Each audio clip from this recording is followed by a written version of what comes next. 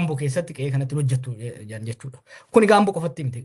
Maafiyaan Shaashamannee keessattuu jalqaba irratti namoota dhaloota naannoo saniin taane bifa kanaan bilbiluun doorsisuun nama itti erguun gaaf gara bilbilaa kana dide immoo ukkaamsuudhaan hojii akkanaatti kan hojjetaa jiran jechuudha. Sagaleelee akkanaa kun amma reefu moggaan sagantaa kana eegaluu jeemu waan dhufeef isin dhageessisuu barbaade malee gama feesbuukilee isiniif maxxansaa hedduudha kan bifa kanaan namni saamamaa doorsifamaa yoo dide ajjeefamee baankii isaatirraa ittiin fudhatamu jechuudha.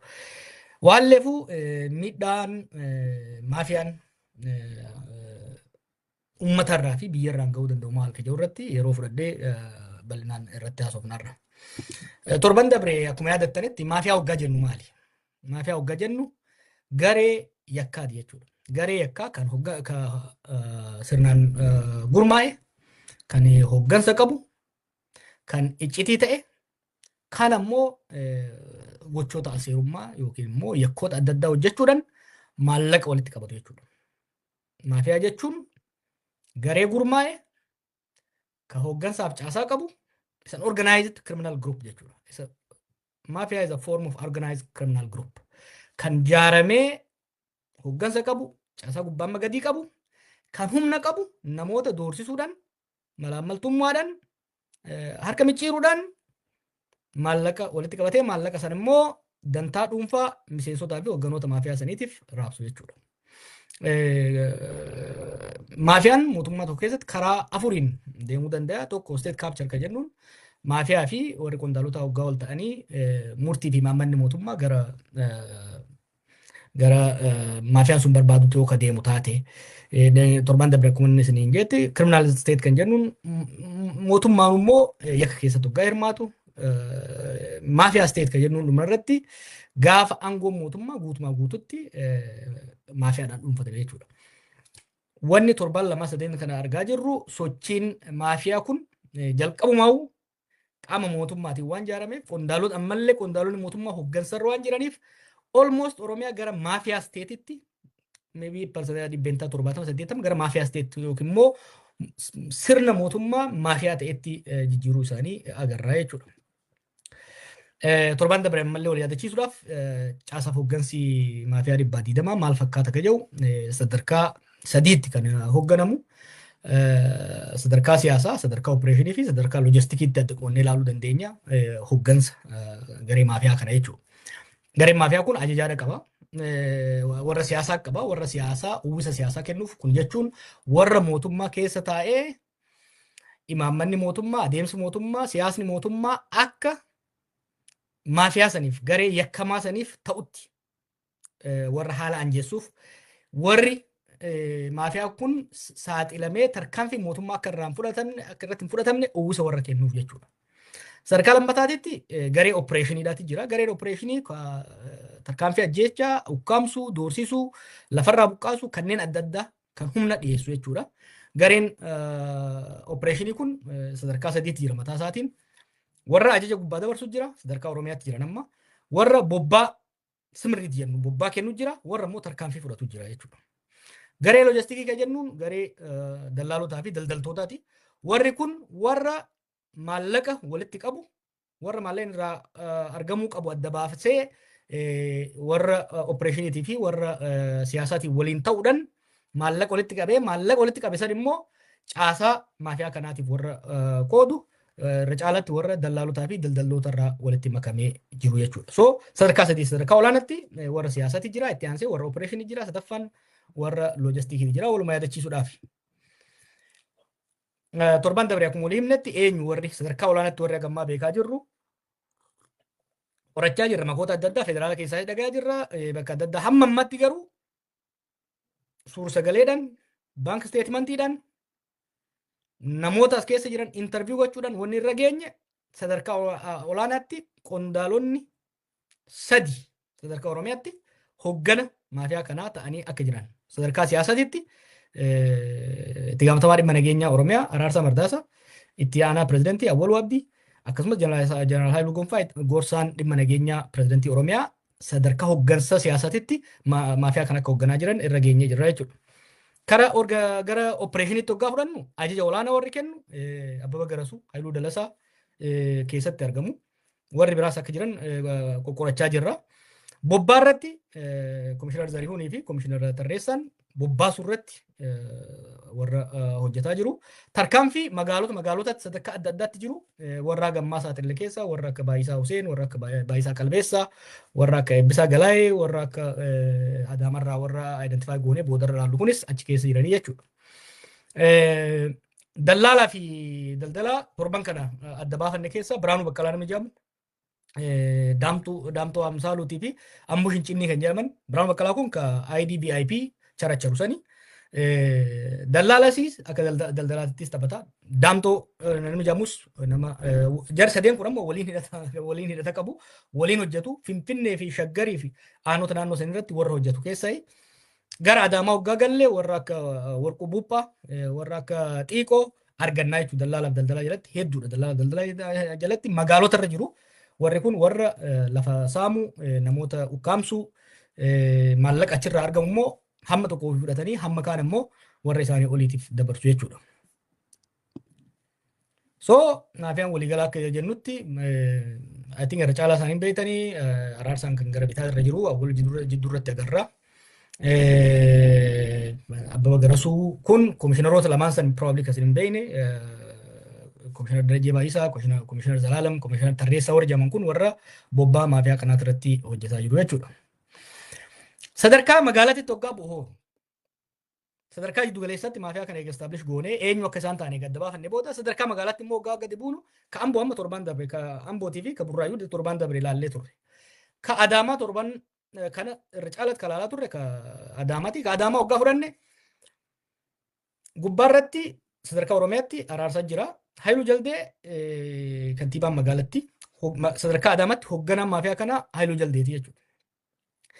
Haayiluu Jaldee jalatti dallaalotaa fi daldaltoota gurguddoo ka humna gurguddoo qaban namoota Warquu Buuphaa fi Xiiqoo jedhaman jara lamaan kanatu hooggana.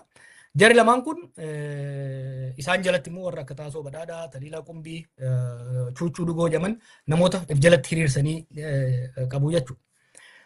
Wanni akkamitti beekne fakkeenyaaf kan Haayiluu Jaldee jara kana wajjin hariiroo qabaachuu isaa achuu immoo Haayiluu Jaldee immoo araarsa wajjin hariiroo qabaachuu maafiyaa kana keessatti akkamitti beekne dhugaa jennu yeroo suuraa Warquu Buuphaa ani Facebook irratti maxxansu sanbooda by the way hoggaan footoolee maxxansu reactioniin hordofa.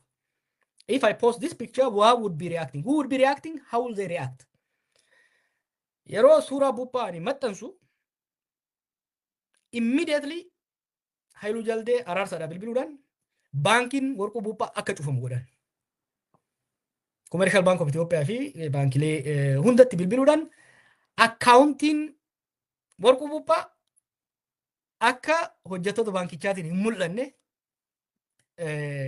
uggursiisan jechuudha. Why? Haayiluu Jaldee maaliif akkaawuntiin Warquu Buuphaa akka hin baane hin mul'anne akkaawuntiin Xiiqoo akka hin mul'anne maaliif barbaade Haayiluu Jaldee? Araarsaan hoo maaliif gaafii Haayiluu Jaldeetirraa isaa dhiyaateen akkaawuntii jara kanaa akka hin mul'anne godhe? Warri Commercial Bank keessa jirtan kana check gochuu dandeessan, amma arguu hin dandeessan, banuu hin dandeessan. Kan namoota biraa hedduu banamuu danda'a.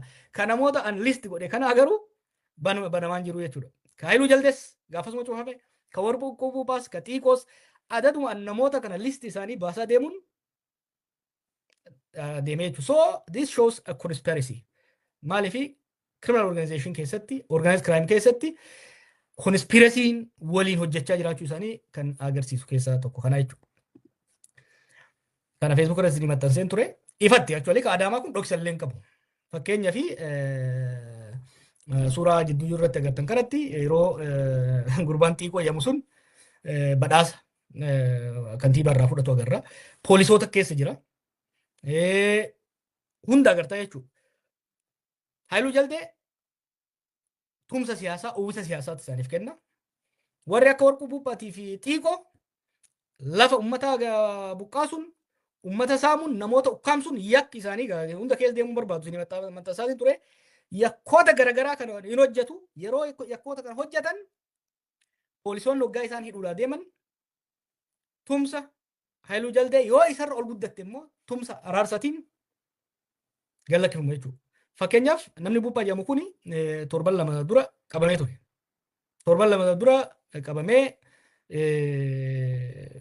gara kaartaa 70 harka isaatti argamee ture kaartaan manaa. Warri federaala qabanii waggaa isaan federaala geessuudhaa deeman kallattiidhaan araarsan jidduu seenee akka hin deemne godhamee jechuudha. Ka xiiqootis akkasuma jechuudha. Warquu buuphaa fakkeenyaaf baay'ee warri maafiyaa jedhaman kun keessattuu warri dallaalotaa fi daldaltoota kun aangoo mootummaa qabanii garuu dhiibbaan isaan qaban humni isaan magaalaa keessa jiran san keessatti qaban kan warra siyaasaatii oli jechuu dandeenya. Namni amma warquu buuphaa jedhamu kun nama lama hoteela isaa keessatti ajjeese. Aktuaaleen tokkoon gabaasee namni lammatallee ajjeese guyyaatii ajjeese qabamee lama osoo hin bulin bahee jechuudha. Yeroo barbaade dhukaasaa deema. Xiiqoonis akkasuma jechuudha. Kun warra seeraa ala ta'an seeraa ol ta'an ka abbaan alangaa kamuu himata itti banuu hin dandeenye ka poolisii yookiin isaaniin ajajamaa yookiin isaan sodaatee jiraata jechuudha.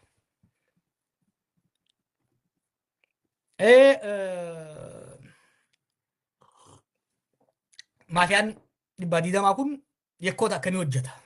Yakkoonni gurguddoon gammaa isaan hojjechaa jiran keessattuu fakkeenyaaf kan Adaamaa kun maal hojjeta? Galaalle hojiin guddaan isaan hojjetan yakki guddaan isaan hojjetan saamicha lafaati.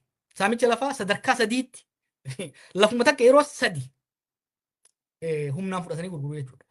Jalqaba qonnaan bulaa lafarraa kaasu yookiin sossobanii yookiin sodaachisanii lafarraa kaasanii ari'uun lafa san warra mana caraqaa jedhamu kanaaf gurguran. Keessattuu ijoollee biyyoota Arabaa keessa jiran daldaltoota xixiqqaa godinoota irra jiraniif lafa kana kaartaan itti isinii baay'ee jedhanii itti gurguru. Akkuma jedhanis kaartaa qilleensa irratti baasuu fi namoonni kun waggaa mana ijaarratan booda ifaa galchuuf bishaan galchuudhaaf ji'a ji'aan jara maafiyaa kanaaf kafalan jechuudha. Waggaa takka 2-3-4 booda immoo lafni kun manni kun seeraa ala jechuudhaan shinishaanoo maqaa jedhaniin diiguutti seenu jechuudha. Mana caraqaa kana diiganii lafa sana amma waggaa diiganis warri diigamuu barbaanne maallaqa kennee sirraa fudhatama. Erga mana caraqaa diigan booda lafti kun immoo investaraaf qophaa'ee jedhama. Investara kana ka filu biiroo qonnaa biiroo lafaa dhayitee bilaashittooma argachuu hin dandeessu. Dura warra dallaalaa kan bira dhaquu qabda jechuudha. Warra akka xiiqoo warra akka buuphaa bira dhaquu qabda. Isaan haala sii mijeessu maallaqa isaaniifis kennita. Isaan achirraa fuudhanii haayiluu jaldeetii fi warra qondaalotaatiif kennu. San booda lafti sun sii kennama. Lafti sun investara tokkoof eega kenname booda lafuma sanatti immoo investara biraatiif overlap waan jedhaniin kaartaa kennu jechuudha. Yoo namni sun akkamitti narraa akkana ta'a jedhee ka dubbatu isaati doorsifama. Lamaan keessaa ka maallaqa wayyaa kennetu lafa san fudhata jechuudha. Yeroo 3 yeroo 4 yeroo 5 bifa kana lafa wal fakkaata investorootatti gurguranii namoonni maallaqa saaranii lafa sanillee odoo misoomsin dhiisanii biraa bayanii jechuudha. Yakki biraa gareen Adaamaa kun maafiyaan Adaamaa kun irratti hirmaataa jiru ukkaamsanii kafalchiisuudha. Kidnapping for ransom. Notorious amma jarri kun faan. Nama biraa ummata biraa saamanii ukkaamsanii fixaniit ufiyyuu ofitti walitti garagalanii jiran jechuudha. Yakkoota ukkaamsuu asallaa Aqaaqii mata hara jidduu jiru waliigalatti kan to'atee jiru isaanii jechuudha. Poolisii harkaa qabu, waraana bosonaayis qabu. Fakkeenyaaf saamicha yeroo adda addaatitti mata hara Adaamaa jidduutti konkolaattota dhaabuudhaan godhamu, ukkaamsanii nama fudhachuu godhamu guutuu jara kanatu irratti hojjetaa jechuudha. Buuphaa xiiqoo warra kana irratti hojjetaa jira jechuudha. Facebook irratti tokko kan inni godhe abbaa qabeenyaa beekamaa maqaa akka hin dhoofne hin barbaadu namni suni isarraa mirkaneeffateera. Nama buuphaa kanas wal dhiyaatu maatii nama sanii buchisiisanii gara sodaree kanaan gama baasanii maallaqa gaafatan. Buuphaan jaarsa ta'ee seena. Hoggaan jaarsa ta'ee seenu namichi gara qunnamtii gaarii qaba Oromiyaa fi Federaalaa humna fidatee bakka san bakka warri jalaa butame sun jiru GPS dhaan argatee waraana qabatee dhaqa. Buuphaan isoo biraa bilbilee warra ukkaamsan keessa tokko ajjeesee waraqaa harka keessa kaayanii yoo warra hafee argachuu ka barbaadu taate maallaqa kafalii maallaqni immoo dachaa dabale jedhamee maallaqni sun irraa fuudhame. Maallaqni sun gama lamaan argata jechuun maafiyaan amma kanarraa. Tokko kallattiidhaan maallaqa kafalamu san warra butee wajjin hiratee maallaqa guddaa keessa kaayata. Lammaffaa buuphaan abbaa gadaa ofiin jedha beeke abbaa gadaa jedhanii ni jiran. Abbaa gadaa jaameetuma waltajjii mootummaa eebbisa. Jaarsummaa waan seeneefis birooker fii maallaqa dallaalaa argata jechuudha.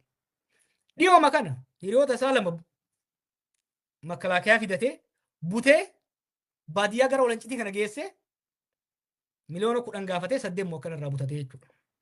So maddi galii maafiyaa Adaamaa inni guddaan saamicha lafaatti aansee namoota butanii kafalchiisudha. Kabiraa qarata. Jimaaf kasala Adaamaa seenu Affaariif Harargee irraa seenu amma tokko midhaanillee eegalanii jiranii guutuutti Jimaaf kasala isaantu qarata. Kasalee dhufu Walancitee eegas dabre booda dhaabsifamee gara konkolaataa 200 guyyaa tokkotti qaratu mootummaadhaaf sumuun hin galu.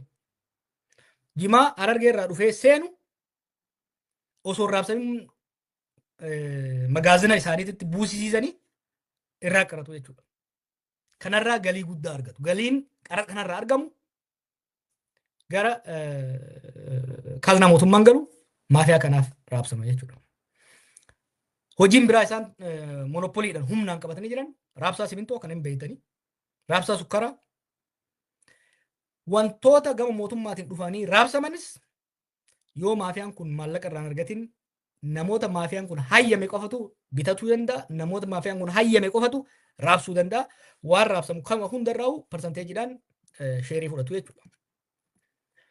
Maafiyoota biroo torban kan agarree warra ajaa'ibaa argaa jirra. Keessattuu amma lamaan kun Daamtuu Amsaaluu kan jedhamu kun ka huccuu gurraacha gara gaddiirra jiru kun iyyaala harree hatee biyyaa ba'edha. Namni sun amma maafiyaa kana keessatti amborraa eegalee hirmaachaa warra baakoo tibbee kana saamee amma ol guddatee Finfinnee fi naannoo Shaggaritti nama to'annaa guddaa qabuu fi saamicha lafaarratti warra torban darbe isaatiillee warra akka Kaasaawun Kumasaafaa wajjin ta'uudhaan saamicha guddaa nama hojjetudha jechuudha. Kan warri baakoo tibbee dhiiga bu'aniit kanatti himatan. Kabiraa Abbush Hincinni Gajaaniin aanaa Adaabuu Bargaa isa bulcha jechuun hin danda'ama jechuudha. Bulchaan inni nayyamne shuumamuu hin danda'u. Bulchaan tokko dhufee jabaatee isaan morminaan caccabsee ari'e. I think itti gaafatama kominikeeshinii Shawaa Lixaa amma jiru kanaa'u tumee ari'ee jiran. Namni kun lafa dheedaa heektaara hedduu ka uummanni jenereeshinii meeqaaf itti fayyadamaa ture humnaan fudhatee to'atee jira jechuudha. Nama jarri lamaan kun amma maafiyoota gurguddoo torban kana agarre. Jarri kun akkasuma maafiyaan dhibba 20 ta'an hoggaa jenne financial transaction gara fuuldura isiniif hin dhiyeessa. Telefoon riikardii isaanii qondaalota bobbaa maafiyaa keessa jiran qondaalota siyaasa maafiyaa hoogganan wajjin kantiibota magaalaatti jiran wajjin communication isaanii we have established it. We have proof jechuudha. Akka waan kana keessatti isaan hirmaachaa jiran. Gama Booranaa hoggaa buunu kana mootummaanuu beekee qabeera humna bira dabarraan komishinar duubaa namni jaamu daldala qoricha sammuu nama hadoochuu albuuda daddabarsaa namaa naannoo kibba Oromiyaatti godhamu kan to'atee deemaa ture isaa fi bulchaa godinaati jechuudha. So maafiyoota akkanaa kana yeroo adda addaatti adda baafnee diiteelii isiniif finna gabaasa isaa barreeffamaanis gara fuulduraas isiniif finna jechuudha. So kunniin maafiyoota torban kana agarre keessaa. Maafiyoonni hagammaa magaalaa Amboo laallee jirra, Shaggar laallee jirra, Adaamaa laallee jirra, Shaashamannee laallee jirra. Magaalota afran kana keessatti maafiyoonni jiran kun amala wal fakkaatu qaban. Some common characteristics they have. Amalli tokko caasaa mootummaa magaalonni san qaban harkatti galfatanii jiranii yookiin waliin hojjetaa jiran yookiin immoo guutumatti to'atanii jiran jechuudha. Ajaja poolisii, biiroo nageenya akkasumas biiroo kantiibaa wajjin